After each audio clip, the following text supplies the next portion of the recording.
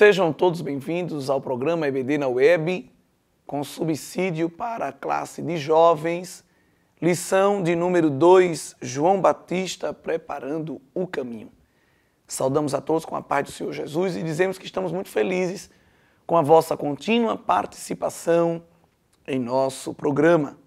Queridos irmãos, esta lição ela vai apresentar um personagem distinto ao personagem central da lição, que é o Senhor Jesus, que vai ser o centro aí de todo o trimestre. Nós estamos estudando os sinais da vida e do ministério do Senhor Jesus como Filho de Deus e como Senhor, né? Mas agora na lição 2, o comentarista nos dispensa um capítulo específico para falarmos de João Batista, aquele que preparou o caminho para o desenvolvimento do ministério do Senhor Jesus. Nós sabemos que o Senhor viveu 30 anos em anonimato, uma vida tranquila, cumprindo uma rotina humana, terrena. Acreditamos que aprendendo o ofício do seu pai, que era carpintaria, vivendo o dia a dia como uma pessoa qualquer, digamos assim. Mas, aos 30 anos, Jesus inicia o seu ministério terreno e o que vai marcar o início desse ministério é justamente o batismo que Jesus vai receber através de João Batista, como já estava tudo preparado desde a eternidade. Jesus, então, vai viver um tempo novo na sua vida, o céu vai se abrir, o Espírito Santo vai aparecer na forma de uma pomba e Deus Pai vai ecoar sua voz dizendo: eis aí o meu Filho amado em quem eu tenho prazer, em quem se compraz a minha alma. Sabemos que o Senhor Jesus vai se retirar para o deserto em oração e em jejum. Após isso, recebe uma unção diferenciada, vai à sinagoga, lê um capítulo do livro de Isaías, o capítulo 61, que falava do próprio Jesus. O Espírito do Senhor está sobre mim, pois que me ungiu para pregar boas novas aos quebrantados de coração.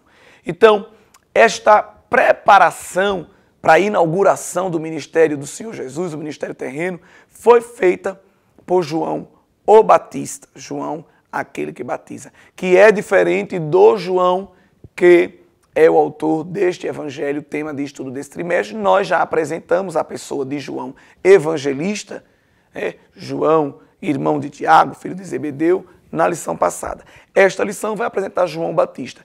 Considero importantíssimo isso, porque muitas pessoas confundem, pensando que se trata do mesmo João. Então nós temos a oportunidade aí, em 2 lições seguidas, de falar dos 2 Joões que a Bíblia apresenta, figuras completamente distintas. João Batista é alguém que nasceu e viveu como um profeta. E também morre pagando o preço de ser profeta. João Batista vai ser morto por Herodes, justamente por apresentar o pecado que havia dentro da sua casa. Então, a sua punição foi ser profeta.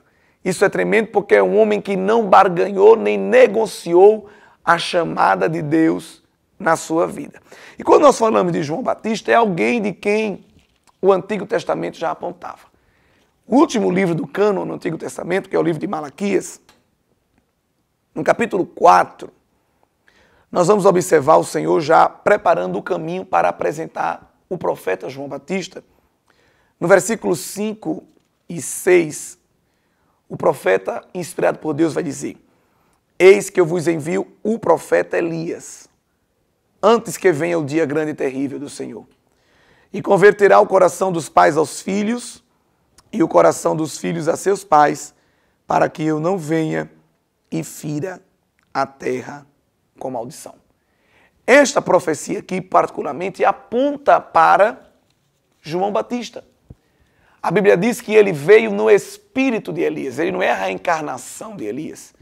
Nós não cremos nisso, evidentemente, mas aquela unção, aquele poder que estava sobre Elias, não ficou perdido no tempo.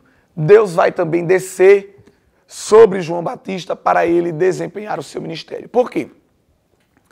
Desta profecia de Malaquias até as primeiras pregações de João Batista no deserto, nós temos um intervalo de tempo de 400 anos. E esses 400 anos vão separar a última fala de Deus com a primeira fala de Deus.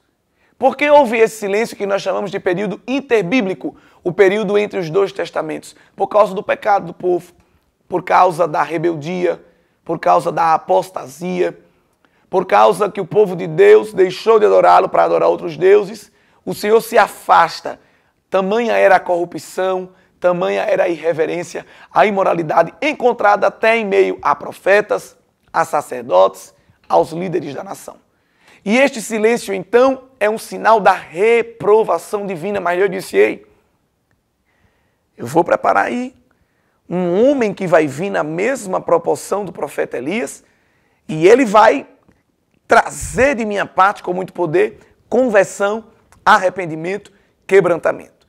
Então essa profecia fica guardada aí no seio de Deus e o Senhor que vela sobre a sua palavra para cumprir, evidentemente vai cumpri-la. E nós vamos ver Deus quebrando esse silêncio e relembrando que estava preparando algo e alguém para fazer a sua obra. No Evangelho de Lucas, lá no comecinho, nos primeiros capítulos, o nascimento de João vai ser anunciado para Zacarias, o seu pai.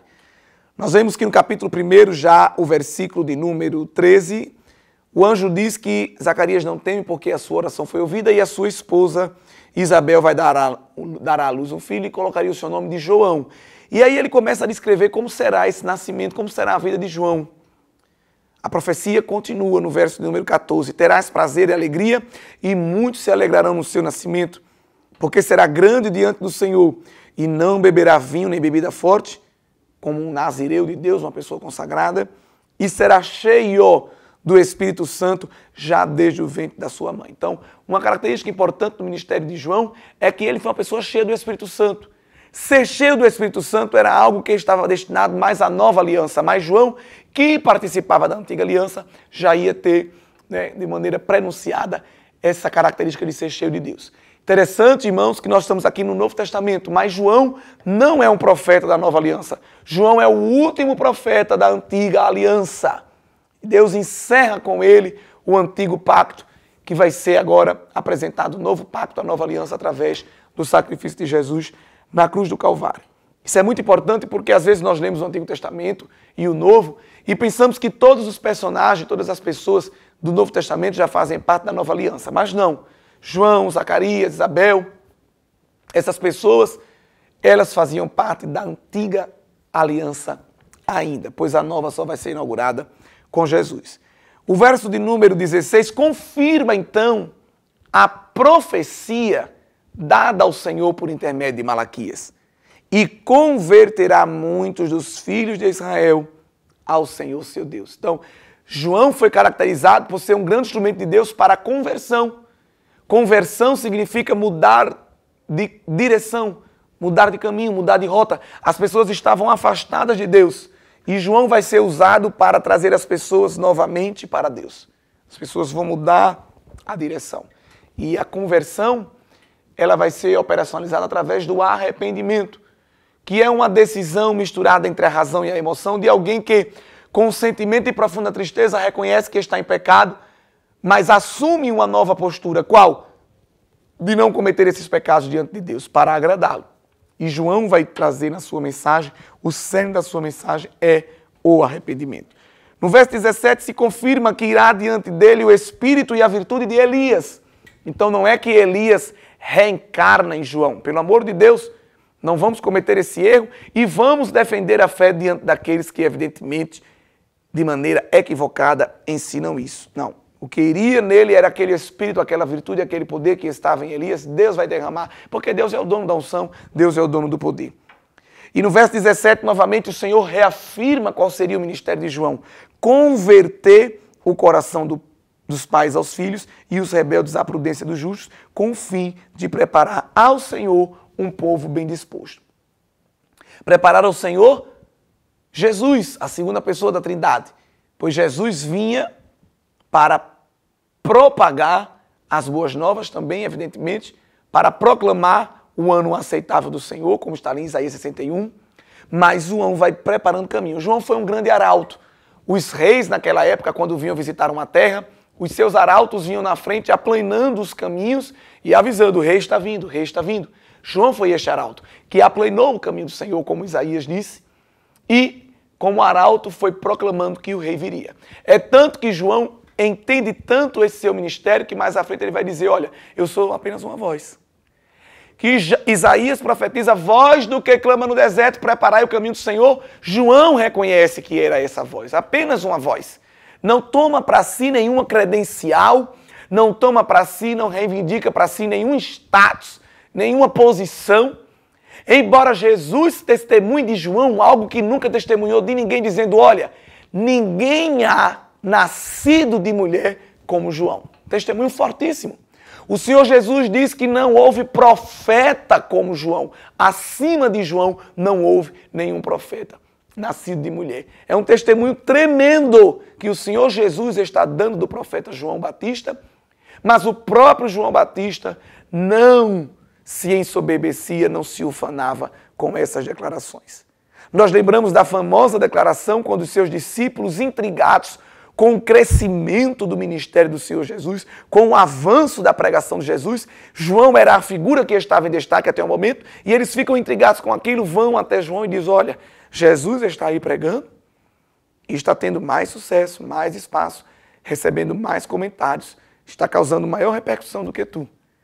E João diz, olha, é necessário que ele cresça e que eu diminua.